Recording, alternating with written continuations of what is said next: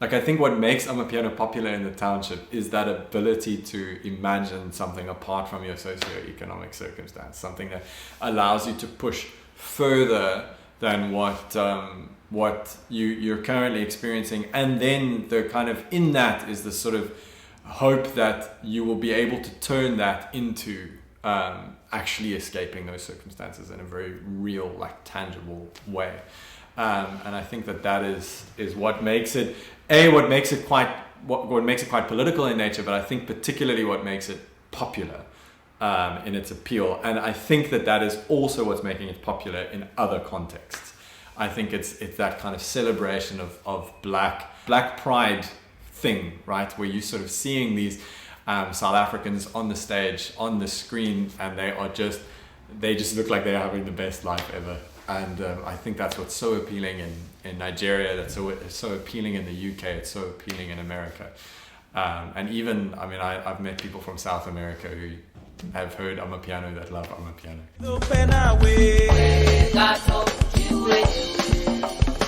Hello, I'm Dion, Dion Malcolm Eaby Lomas, and I'm here at UCT. And I've been now researching for Amapiano for actually quite a bit. I guess it started the interest sort of started in late 2020, and then it's kind of grown since then. I think I finished my master's thesis on it and graduated last year, but I think the future will change the direction that I look at it, but I think I'm going to be interested in it, and it's kind of what happens after it and all that kind of stuff for a while. So yeah. I think some important things when defining Amapiano, you've got to recognize that it's not just the music, but at the center of what it is music. So I think the kind of style of music, the way that music is done is a very important part of Amapiano. But that said, it's also a bunch of associated dances. It's a specific way of being. It's a specific way of dressing. It's a way of speaking. It's a lot of different things. But I think at the center of that is this musical form that will often be just referred to as Amapiano, and that musical form it's got specific characteristics. I think one of the things that is very important is that there's almost always this shaker at the center of the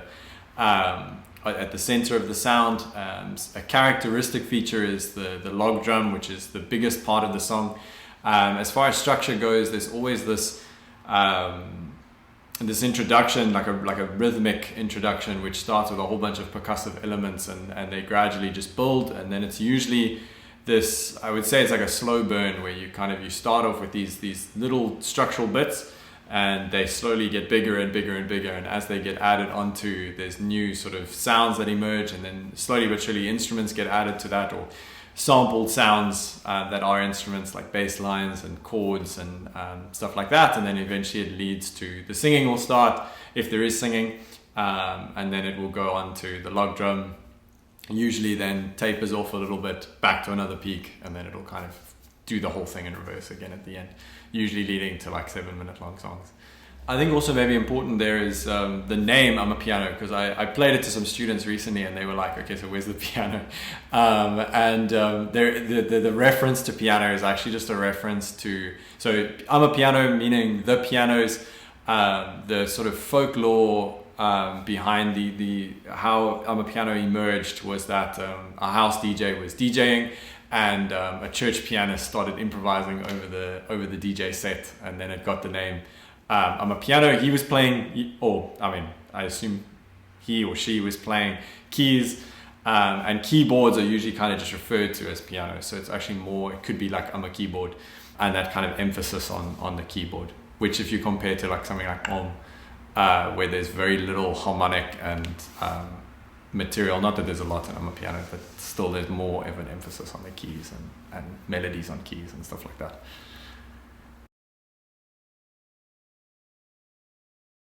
The big difference with Amapiano is, so its biggest influence is deep house music, and I think that's kind of seen in its tempo. It's a little bit slower than what one was, Maybe I'll take it from Amapiano and I'll work backwards through those sorts of forms. So Amapiano is a little bit slower. That obviously dictates what the dance moves look like. It also then culturally comes with a different sort of set of symbols. So you think of like Kovela shoes was always the big thing. And there was like a specific way of dressing with which is different from Amapiano. And all of those things I already mentioned about the shaker, about the log drum. The build is actually, I think, through most of the musics you've mentioned, except for maybe so there's a little less in the older Kwaito and house, but I think house music still has this slow burn structure. Om also had that slow burn structure. The big thing with Om is and the sound Om is from the kick drum, and there's a huge emphasis on the kick drum, usually with like a broken beat pattern, so like a gom, gom, gom, gom, gom, gom, gom, gom, gom, something like that. That's usually what you'll hear, whereas with Amapiano, there's a much stronger emphasis on higher end percussive elements. You'll hear a kick drum, but it's very just like doop, doop, doop, doop, doop. And then as far as house music goes, house music is that typical dum tss, dum tss, dum tss, dum tss, dum tss, which in sort of international house music at the time of Kwaito was a little bit quicker. The urban legend for Kwaito is that it was a house DJ that played it at the wrong tempo, and that's how Kwaito came into being. So instead of dum tss, dum tss, dum tss, dum tss, which was kind of the tempo at that time, then it was dum tss, dum tss, dum tss, and that kind of gave it its swing. They often say that if Kwaito was alcohol, then Om is ecstasy, because it's just so quick and it's so energetic, and they say you can dance much longer to Amapiano than you can Om because you get tired. And then I think as far as Kwaito goes, then it's that same sort of dumts house pattern, but then it's slowed down a little bit, but also the way that then everything is added on top of that is quite different too, like the synth lines, and there's a lot of maybe connections with older township forms, like you think of bubblegum pop music and even maybe Marabi and stuff like that, but usually with simpler harmonies. Amapiano is so entangled with the township, it responds to the township, and in many ways it just is the township. I think a lot of people in the township just see it as like the sound of the township,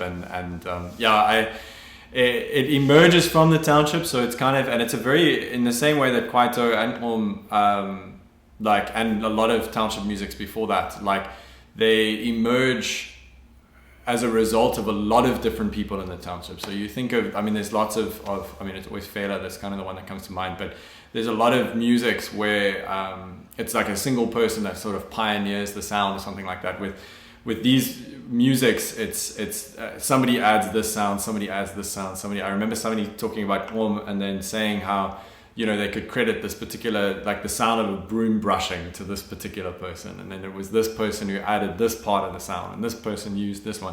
The Naked Boys claim they were the first ones to use the broken beat and all that. So it's very complex in the way that it kind of emerges, but it's all of those happen within the township. And even though Amapiano has changed so much and continues to grow, it's still incredibly relevant in the township. And it's also very connected with the township. So even established artists will still share this connection with the township. You think of, the most famous one being Focalistics, Asitrapse Kapina Tsakukazi. This isn't trap music, this is the songs that we listen to in the township.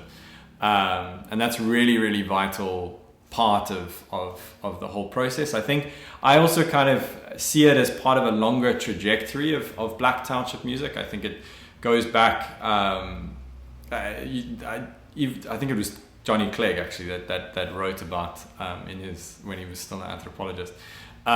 He wrote about like good times music in South Africa, and how there's sort of like, if you look at something like Marabi, even the socioeconomic circumstances that Marabi comes out, it doesn't make sense that it's as exciting as vibey and danceable as it is. But if you follow that trajectory, you can follow that same idea from Marabi, Kwela, Makanga, bubblegum music with Brenda Fassie. And Brenda Fassie, I always use the example of something like Weekend Special, where it just seems it's the jammiest song in the world, but she's making this massive statement about husbands who have like weekends only girlfriends, and and the migrant labor system and all this sort of stuff that's entangled in what she's saying, but she's saying it in the most fun way possible. And then that same thing happens with Kwaito, and I think Amapiano is kind of just the I would say it's very much in the same trajectory, in the same mode, but still with a lot of, and this is something I struggle to kind of capture, is that as much as it is a Black Township music and the tradition of Black Township music, it is still with these constant international influences, deep house being the biggest one in this case. But I mean, today it was mentioned hip-hop music. You can't underestimate the role that hip-hop music, Afrobeats, through influences and just in like the way that influences come through media and stuff like that, but through collaborations as well. I think of Burna Boy and Wizkid and all of the interactions between Kabza and Maphorisa and them. Yeah. So the relationship with the township is always complicated. It was with Kwaito. I think Peterson calls it the tension between entrapment and flight. So it's the feeling of being entrapped in the township, but at the same time desiring to get out of the township, but at the same time to authenticate yourself, you still need to have some sort of relationship with the township. So it's just a really complex, double, maybe even triple consciousness. Sort of something that Steingo says about Kwaito is that like even when like if Kwaito artists respond to their socioeconomic conditions in their songs and in their song lyrics, they'll have to react to their socioeconomic conditions. But if they ignore their socioeconomic conditions, they get criticized for ignoring their socioeconomic conditions, and they still are at the whims of their socioeconomic conditions. And I think like people who are in such situations and they are kind of always limited by those situations, and everybody sort of sees them exclusively through that lens. And I think that one of the cool things I found about Amapiano is that you can actually start to see individuals, and you can start to see like individual contributions and how they're interacting to that. And I think obviously I kind of have to respond to the socioeconomic conditions. I mean, if you listen to some of the oldest Amapiano tunes, I think there's an album on Spotify by MFR Souls, which is a great one to listen to. Like, you hardly recognize the sound. And what's so interesting about that, and things like the log drum aren't there, the shake is not there yet, but it's still Amapiano in its essence, and you can hear it, but it's just not quite. And what's really interesting is that it's like over time that these sounds that are like just ubiquitous, that's has to be part of Amapiano, have gradually been added by people. I think something that happened with and in that kind of grassroots mentality, because so I think it's what's his name, Mdu, aka TRP. He introduced the log drum. He's kind of the one who's famous for having introduced the log drum. And recently, Kabza and Maphorisa put together a whole fund to say thank you to Mdu for introducing the log drum, which is quite a significant thing, because not only does it sort of recognize an individual's contribution, but at the same time, you're kind of recognizing that it's just he's only done one thing. It's not like they're saying he's the one who made Amapiano, but rather the one that added that particular element. And they wanted to put this money together because he hadn't actually been recognized or earned much money from that. And I think a lot of the township musicians who contribute toward the sound don't necessarily get the kind of massive appeal that Kabza de Small and Maphorisa got.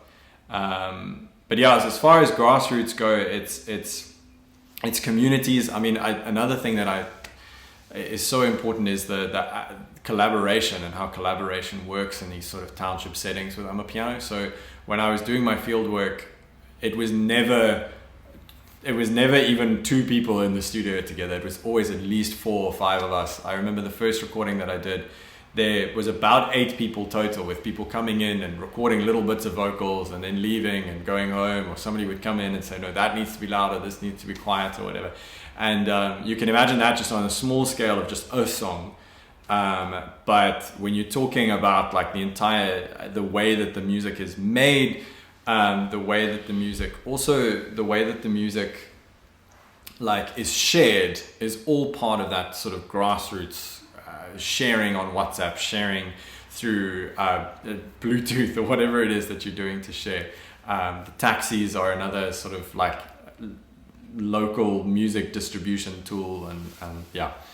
And TikTok has added like a new layer to it too, where like that your song needs to be incredibly danceable, and it needs to have a dance move. I remember one of the guys actually saying to me, like, the biggest thing to make your song popular is going to have a TikTokable dance move. And I think of like my favorite example is Bakwala, and Major League DJs, and then a few like featuring artists. But it literally means they're baking. And the dance move is just this, right? Like, because you're stirring in a baking bowl. And it blew up all over TikTok, because it was just like, and like everyone's just like waiting for when they're like, bakwala, because then you get to do this dance move, which is just, yeah, I mean, there's so many examples of that, of dance being such an important part. But that's why I think it's like, it's much more than just a music, right? Like it's a whole way of being, it's a whole collection of sensory experience. That is what Amapiano is. It's not just the music. It's like, it's a particular way of dancing. It's a way of dressing. It's a way of bringing yourself across to make that statement. And I think that, yeah, absolutely. Yeah. I think something that's quite a challenge with this particular kind of music is that it changes so often, right? So like, even if I'm going to answer this question, I'm going to ask it for like 2 years ago. But some really good examples. I love Focalistic. I love Kamu Mpela. I think if you went and you listened through like a couple of Kabza de Small's albums, you'd be, I mean, there's a lot to listen to, but you'd get a really good idea of what's going on in terms of the commercial scene. I think 2 albums I'll probably recommend is like Scorpion Kings with Kabza, and then there was another one, I think it's Mato or something like that, is also a really good album. Again, you'll notice just a heck of a lot of features from other artists, and if you like someone in particular, you can kind of go down that stream. And then I think it's also good to recognize that there's a lot of different, like, those are sort of the big commercial names, but there's a lot of smaller artists that function within particular types of Amapiano. So you get like this thing called private school piano, which is a little closer to deep house, and it's usually involving a lot more storytelling. You'll get a lot more of like lived township experience through that kind of music, although it's not normally as popular. Then you get like street Amapiano, where there's a lot more, I think that's closer to kind of what's going on in the townships at that given moment. And I think there's just so many names. Calvin Momo, I think, is another one that everybody is listening to. But I think the nice part about like Scorpion Kings is that it's at a moment where Amapiano is finally like sort of concretized into a sound, because I think like now you'll hear examples where the sound is slightly different and they've changed certain things, but I think this sort of sound is fully formed by the time that album gets released, and I would say that that's quite an important one to kind of solidify that sound. I said once that like, I think I'd done so many like courses in preparation for going into the field about like positionality and stuff, and I remember doing like ethnographic methods with Prof, and I was like expecting that response. Like that's what I was ready for. I was ready to give my reasons why I thought that I had some sort of, and nobody ever asked me. Like everyone was so like, I think everyone was so welcoming to the space, and almost like I wish they'd been a little bit more gatekeeping about their own culture, because I sort of came in and they didn't know what my intentions were. They just wanted to make music together. I think on that though, like there's obviously a lot of stuff that I did notice. I think there were times where like I would attend a party or a gig or something like that where I was the only white sort of attendee. And I think that for me, like, it wasn't so much, okay, I mean, I'm a pathetic dancer, and the expectation was to dance, and I often had to kind of like sort of fail my way through some dance moves. I usually just made sure that I knew the dance move that was associated with the most popular songs, and then that worked fine. But I think for me, like, I could feel that my presence there still stopped people from completely engaging in this space, because I was kind of preventing it from being a totally sort of solidatory black space, right? and I was maybe like limiting the expression of that, and I felt like that. I mean, I nobody ever said that, and I don't know if that was maybe just me being an academic and overthinking it. I think language was another big thing that was an issue when I was doing my field work. I think because I tried to do a little bit of Xhosa, but as soon as everyone was comfortable speaking to me in English and would speak to me in English, so I very quickly just sort of stopped practicing once I actually got into the field. But then every time that we were recording or something, then everyone would be communicating with each other in Xhosa. And there were probably things that I missed as a result of that. And I think that that's something I will definitely improve for future projects. And then I think other than that, as far as my sort of why I think that I have something to say about it, I think I'm obviously an outsider. I think there's parts of me that are an outsider and there's parts of me that are an insider. So it's not like I'm an international sort of person coming in and experiencing Cape Town culture and South African culture and township culture and then Amapiano culture all at the same time for the first time. I think there were parts of the culture that I already knew and understood. There were also ways I knew how to interact, I knew the words I needed to use to sort of build trust and build relationships. And I've had plenty friends who, it was easy enough creating those relationships. And I think that was an advantage of being South African. I also think an advantage of being young, an advantage of being a musician, because I could collaborate with them musically and play instruments and stuff like that, which was fairly easy. So I think it was complicated. It wasn't I wouldn't say it was hard because I was white, but I would say that there were things about me being white and things about sort of my upbringing and my education being white that limited me, but then there were also stuff about my education and upbringing and my nationality and all those sorts of things that made me more it easier to be in the space. Oh, I was going to answer the question of why I should be allowed to talk into it. I think I made conscious effort to make sure that I really understood what I was talking about before I went and told it to somebody else. Some tools I used in my actual thesis was a lot of my chapters and my concepts are based on popular phrases. So my chapter where I address how Amapiano went into the world is titled Amapiano to the World, which is a popular thing for Amapiano artists and practitioners and stuff to say. Amapiano is a lifestyle, will come up often. So I tried to make sure that I actually used the language that was already being used to describe these concepts, to just as a starting point, and then to build these theories that would kind of flow out of those concepts. I'm excited about, I think more and more it's kind of generating excitement talking about it like this. I really enjoy teaching it. And sort of having people in the class who are part of these spaces interact, and I think many people have sort of said, we've never thought about our music that way, and I'm excited when somebody tells me that it's getting them to sort of think about the way that they're doing this particular thing, not overthinking it so that they don't actually enjoy it anymore, but rather just that they just thinking about what they're doing, thinking about how they're being in a new way. I think that's exciting. For me, I think I definitely will pursue a PhD project soon. Amapiano will be a big part of that project. I don't want it to be the whole of that project this time. I think I want to do something that it's specifically looking at South Africa sort of in diasporic spaces and how South Africa's traveled. I found that particularly interesting in the Amapiano project. So there's some other things I really want to look at. I want to sort of look at songs like Jerusalem and maybe how Jerusalem sort of paved the way for something like Amapiano to do so well on international stages. And also just figures like Sia Kolisi and his sort of singing of Igwijo as he goes out to destroy All Blacks or whatever on the field and that sort of thing. So I'm quite interested in what's happening there.